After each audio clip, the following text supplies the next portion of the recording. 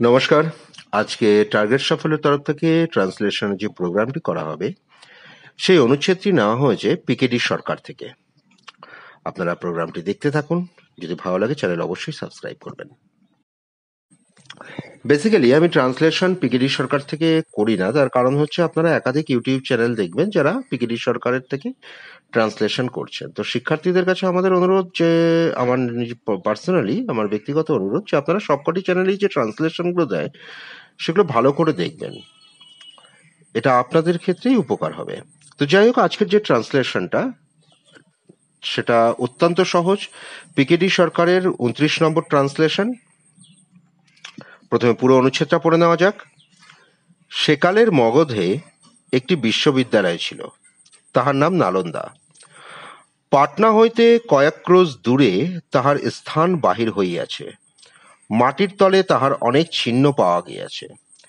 এই নালন্দা বিশ্ববিদ্যালয়ে বৌদ্ধ শাস্ত্র পড়ানো হইত। এই স্থানে অনেক অধ্যাপক ছিলেন।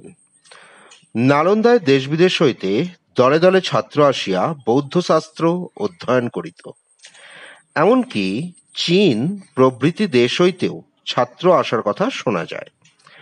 এই নালন্দা বিশ্ববিদ্যালয়ে বঙ্গদেশের এক রাজপুত্র অধ্যয়ন করিতে আসিয়া ক্রমে তাহার অধ্যক্ষ পর্যন্ত হইয়াছিলেন। যিনি এইরূপ গৌরব লাভ করিয়াছিলেন তাহার নাম শীলভদ্র। তো আমরা প্রথমে অনুচ্ছেদটিকে ছোট ছোট সেন্টেন্সে ভাগ করে নিই। একটা জিনিস বোঝা যাচ্ছে যে এতদিন অবধি আমি যে অনুচ্ছেদগুলো পড়িয়েছিলাম তাদের তুলনায় এই অনুচ্ছেদটি অত্যন্ত সহজ। যারা আমার প্রোগ্রাম রেগুলারলি দেখেন তারা এই বিষয়টি জানবেন। তো যাই হোক, প্রথম সেন্টেন্সটি কি আছে? সেকালের মগধে একটি বিশ্ববিদ্যালয় ছিল।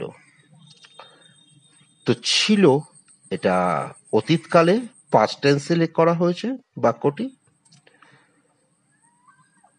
সেকালের, ইন দোজ ডেজ, বিশ্ববিদ্যালয়ের সবাই জানে ইংলিশ ইউনিভার্সিটি। এবারে একটি বিশ্ববিদ্যালয়। আচ্ছা, একটি বিশ্ববিদ্যালয় মানে ইউনিভার্সিটির আগে এ হবে না অ্যান হবে? অনেক ক্ষেত্রেই দেখা গেছে যে ক্যান্ডিডেট এক্সামিনেশন হলে গিয়ে এইসব বিষয়ে কনফিউজড হয়ে যায়। যদি উচ্চারণে ইউ আসে তাহলে সেক্ষেত্রে সর্বদাই ইনডেফিনিট আর্টিকেল এ হবে। ইনডেফিনিট আর্টিকেল দুটো আছে না, এ অ্যান্ড অ্যান। তো এখানে এ হবে। ইউনিভার্সিটি ইউ ভাওয়েল হোক তাতে কোনো সমস্যা নেই, কিন্তু উচ্চারণে ইউ হলেই তাতে এ হবে। এটা আমরা সাধারণ নিয়ম বলে মানি আর্টিকেলের। তো সেন্টেন্সটা কি হবে? সেন্টেন্সে যেহেতু কোনো সাবজেক্ট নেই, তো সেন্টেন্সটা আমরা লিখব, there was a university in Magadha in those days. পরের সেন্টেন্সটি, তাহার নাম ছিল নালন্দা। সেই পাস্ট টেন্সেই হবে। আসলে পুরোটাই লেখা হয়েছে নালন্দা ইউনিভার্সিটির সম্বন্ধে, নালন্দা বিশ্ববিদ্যালয়। বেসিক্যালি আমাদের এনশিয়েন্ট মানে প্রাচীন ইতিহাস বা মধ্যপ্রাচীন ইতিহাসে নালন্দা বিশ্ববিদ্যালয়ের গৌরব কথা সম্বন্ধে আমরা অনেকেই যারা ইতিহাসের ছাত্র তারা পড়ে থাকতে পারেন। এটা গুপ্ত সাম্রাজ্যের রাজা কুমারগুপ্ত ইউনিভার্সিটি বানিয়েছিলেন। তো যাই হোক, প্রথমে আমরা ট্রান্সলেশনের দিকে চলে আসি। Simply its name was Nalanda. সেন্টেন্সটাকে অন্যভাবে যদি কেউ করতে চায় তা সেক্ষেত্রে আবার কেউ যদি লেখে ইট ওয়াজ নালন্দা বাই নেম, খুব ফারাক হবে না বা কোনো ভুলও হবে না, ঠিক আছে। It's name was Nalanda, it was Nalanda by name, কারণ যারা ইংরেজি পাঠক তাদের কাছে দুটোর অর্থে কোনো সেরকম ফারাক নেই, কারণ আক্ষরিক অনুবাদ কখনো হয় না। পাটনা হইতে কয়েক ক্রোশ দূরে তাহার স্থান বাহির হইয়াছে, এইটা কিন্তু পাস্ট টেন্সে হবে না, কারণ এটা আবিষ্কৃত হয়েছে। বাহির হয়েছে মানে এক্ষেত্রে আবিষ্কৃত হয়েছে বা মাটি খনন করে পাওয়া গিয়েছে। যাই হোক, মাটি খননের কথা এখানে বলা হয়নি। তো টেন্সটি কিন্তু হবে প্রেজেন্ট পারফেক্টে। কয়েক ক্রোশ দূরে, ক্রোশ নামে কোনো দূরত্বের ইউনিট ইংরেজিতে নেই। আমরা মোটামুটি 2 মাইলে 1 ক্রোশ বলে থাকি। ক্রোশটি হচ্ছে একদমই বাংলায় আদিকালে মানে আগেকার দিনে বাংলায় দুটি স্থানের দূরত্ব বোঝাতে ক্রোশকে ব্যবহার করা হতো। তাহার স্থান, এখানে পিকেডি সরকারের স্থানের ইংলিশটি সাইট দেওয়া হয়েছে। কোনো ব্যাপার না, আপনারা সাইট দিতে পারেন। যে কোনো আর্কিওলজিক্যাল বা প্রত্নতাত্ত্বিক স্থানকে আমরা সাইট নামে লিখে থাকি বা বলে থাকি। তো সেন্টেন্সটি কিভাবে লিখবো? এটি প্যাসিভ ভয়েসে হবে। তো প্যাসিভ ভয়েসে, its site has been unearthed miles away from Patna. কয়েক ক্রোশ, তো কয়েক ক্রোশকে আমরা, ক্রোশের তো ইংলিশ হয় না আগেই বলেছি, তো আমরা এটাকে মাইলস করে দিলাম। Miles away from Patna. মাটির তলে তাহার অনেক চিহ্ন পাওয়া গিয়েছে। চিহ্ন পাওয়া যাওয়া, চিহ্ন পাওয়া গিয়েছে, এটাও অফকোর্স প্রেজেন্ট পারফেক্ট টেন্সেই হবে। চিহ্নের অনেক ইংলিশ আছে, আমরা ট্রেস দিতে পারি, ঠিক আছে, আবার ডিসকাভারও বলা যেতে পারে, আবিষ্কৃতই হয়েছে, দেখা গিয়েছে, খোঁজ পাওয়া গেছে।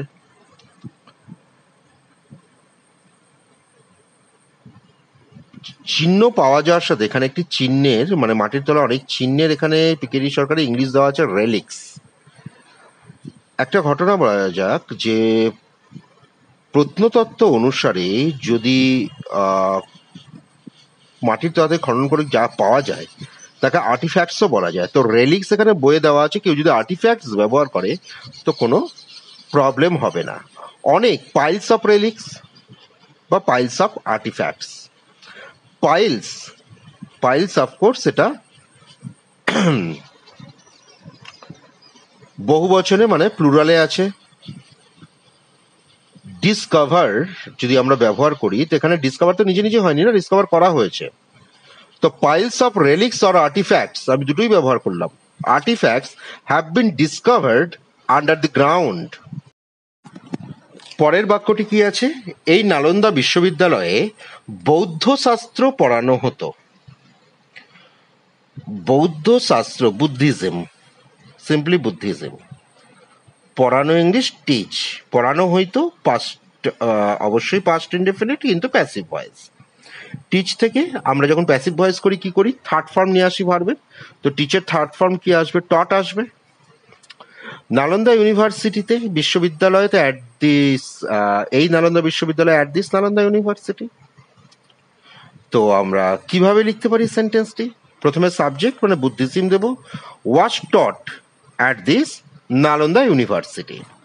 পরের সেন্টেন্স, এই স্থানে অনেক অধ্যাপক ছিলেন। অধ্যাপকের ইংলিশ কি হবে? প্রফেসর হতে পারে, লেকচারার হতে পারে, টিচার হতে পারে। টিচার মানে শিক্ষক হয়, অধ্যাপকও হয়। সাবজেক্ট এখানে কিছু নেই, তাহলে সেখানে দেয়ার হবে। অবজেক্টের অনুসারে দেয়ারের ভার্ব চেঞ্জ হয়ে যায়, তো এখানে ওয়ার হয়ে যাবে, কারণ প্রফেসর্স, অনেক অধ্যাপক, প্রফেসর্স, মেনি প্রফেসর্স, তো এটা প্লুরাল হয়ে যাচ্ছে। তো সেন্টেন্সটা আমি কিভাবে লিখবো? There are many professors in this place. চলে আসি পরের সেন্টেন্সে। নালন্দায় দেশ বিদেশ হইতে দলে দলে ছাত্র আসিয়া বৌদ্ধ শাস্ত্র অধ্যয়ন করিত। এখানে বৌদ্ধ শাস্ত্র আমরা বুদ্ধিজম বলতে পারি, একটু চেঞ্জ করে দিই, বুদ্ধিস্ট স্ক্রিপচার করে দেওয়া যাক, কোনো অসুবিধা নেই। সারা দেশ থেকে, তো students from all over the country আর all over the nation, all over the country, ঠিক আছে। আসিয়া অধ্যয়ন করিত, এটা একটা day to day work, regular regular কাজ হচ্ছে, তো আমরা এখানে অক্সিলারি ভার্ব ইউজ টু কে এখানে নিয়ে আসতে পারি। দলে দলে ইন গ্রুপস,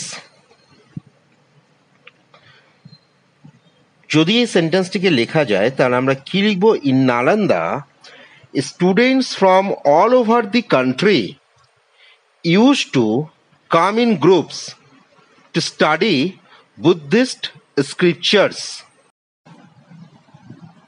আমি এখানে আগে ইউজ টুর ব্যবহারটা একটু ভালো করে বলে নিতে চাই, কারণ ইউজ টুকে ব্যবহার করা হয়েছে একটি সেন্টেন্সে, আগের সেন্টেন্সটিতে দেখবেন ইউজ টু ব্যবহার হয় অতীতের কোনো হ্যাবিটকে বোঝাবার জন্য বা এমন কিছু বোঝানোর জন্য যা অতীতে হতো কিন্তু এখন আর হয় না। একটা sentence, he use to smoke, তার মানে হচ্ছে সে অতীতে তো সিগারেট পান করতেন কিন্তু এখন করেন না, হি ইউজ টু স্মোক। বা Rathin use to live in India, তার মানে এখন আর থাকে না, আগে থাকতো। তো এখানে সেন্টেন্সটা বানাবার জন্য যে ফর্মুলাটা ব্যবহার হচ্ছে ইউজ টুতে, প্রথমে হচ্ছে সাবজেক্ট, তারপরে হচ্ছে ইউজড টু, তারপরে হচ্ছে ভার্ব ইনফাইনিটিভ ফর্মে, অবশ্যই টু ভার্বের আগে থাকলে সেটা ভার্বের ইনফাইনিটিভ ফর্ম হয়ে যায়। এবার ধরা যাক কি ইউজ টুকে আমি ব্যবহার করবো কিন্তু একটা ইন্টারোগেটিভ ফর্মে। তো ইন্টারোগেটিভ ফর্মে যদি ব্যবহার করা যায় তাহলে সেন্টেন্সটির আগে ডু ডিড কিছু ব্যবহার হবে। তো ইউজ টু সবসময় পাস্টেই ব্যবহার হয়, তার মধ্যে ডিড ব্যবহার করতে হবে। যেমন ডিড হি ইউজ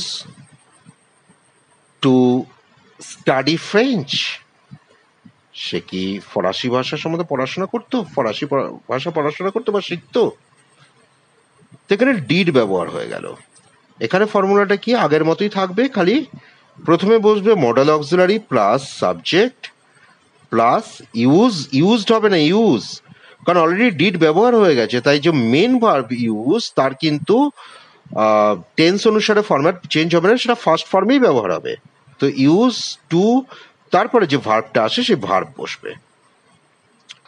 তো আমার ইচ্ছে আছে যে পরবর্তীকালে ইউজ টু বা উড বা মেক ইন প্রভৃতি অক্সিলারি ভার্ব নিয়ে একটি আলাদা ভিডিও করার।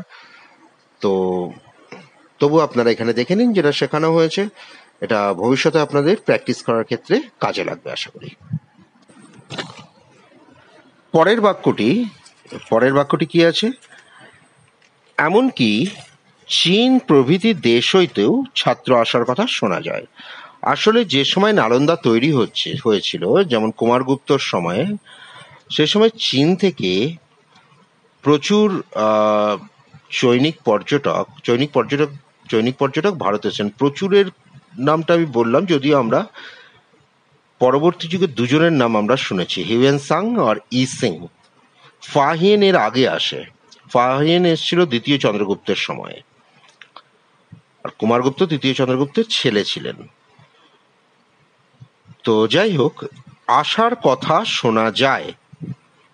তো এই শোনা যায় এখানে আমরা কি ব্যবহার করব, it is hard or it is believed. যেমন ধরা যাক যে শোনা যায় তিনি আর ক্রিকেট খেলেন না। তো এরকম যদি সেন্টেন্স থাকে শোনা যায়, তো ইট ইজ হার্ড, প্রথমে it is hard that he doesn't play cricket, simply. তো এই সেন্টেন্সটাও এমনকি even it is heard or believed that students came from China and other countries. পরবর্তী বাক্যটি, এই নালন্দা বিশ্ববিদ্যালয়ে বঙ্গদেশের এক রাজপুত্র অধ্যয়ন করিতে আসিয়া ক্রমে তাহার অধ্যক্ষ পর্যন্ত হইয়াছিলেন। তো বঙ্গদেশের এক রাজপুত্র, one prince of Bengal, came to study, past ইনডেফিনিটে করা হলো, অ্যাট নালন্দা।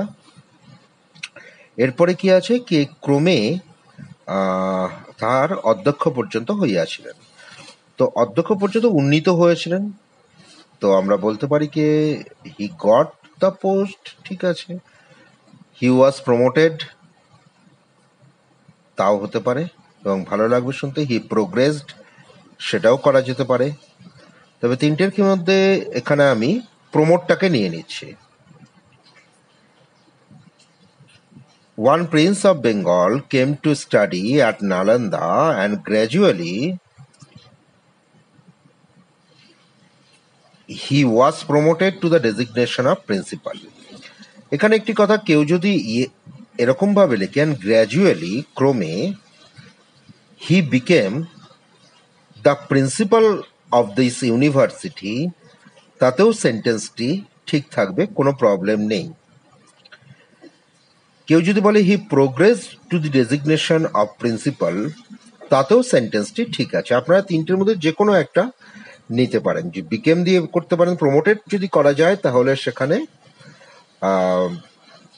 প্যাসিভ ভয়েসে হয়ে যাবে, কারণ এখানে কর্তৃপক্ষের দ্বারা হচ্ছে। হি ওয়াজ প্রমোটেড, যদি প্রোগ্রেস বা বিকেম যদি ব্যবহার করা যায় তাহলে সেক্ষেত্রে কোনো রকম সমস্যা নেই, ওটা অ্যাক্টিভ ভয়েসেই হবে এবং পাস্ট ইনডেফিনিট টেন্সে হবে।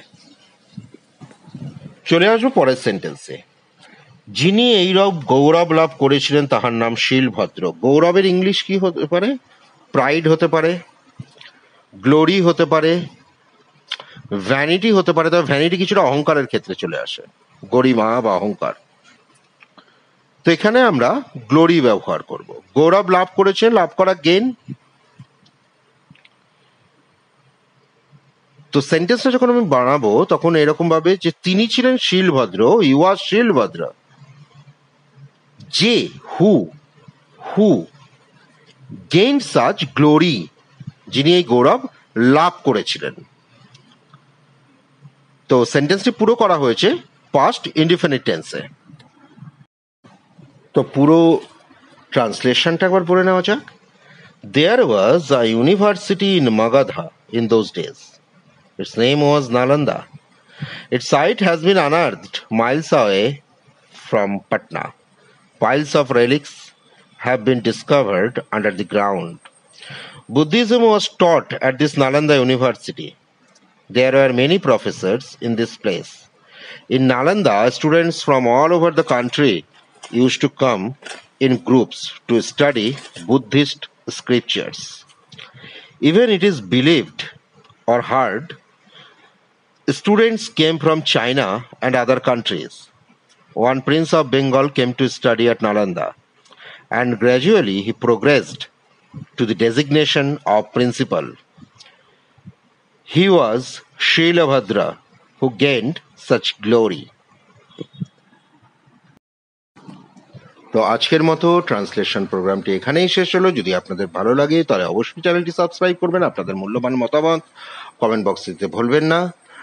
আগে থেকে প্রত্যেক সপ্তাহে পিকিডি সরকারের 2 থেকে 3টে ট্রান্সলেশন করা হবে, আর বাকিটা যে কোনো বাংলা সাহিত্যের, ধরে রাখুন কোনো খুবই মূল্যবান উপন্যাস বা গল্প থেকে একটি অনুচ্ছেদ না হবে।